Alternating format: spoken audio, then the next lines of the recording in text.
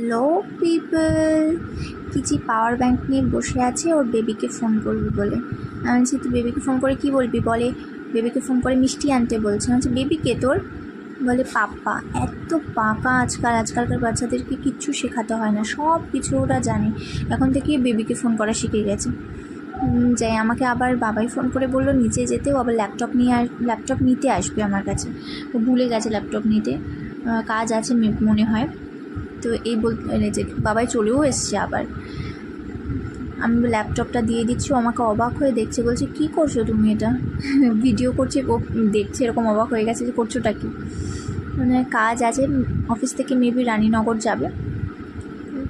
ওকে সেই ল্যাপটপটা দিয়ে আমি আবার যাবো ওপরে। কিছু ঘুমিয়ে আছে, উঠে পড়লো নাকি সেটা আবার দেখতে। মনে হচ্ছে উঠে পড়েছে, অনেকক্ষণ হলো ঘুমিয়েছে, এতক্ষণে মানে উঠেই পড়েছে। গিয়ে দেখবো উঠে বসে আছে হয়তো, যা বলেছে ঠিক তাই, উঠে বসেই ছিল। এই যে এখন ওকে নিয়ে খেলবো।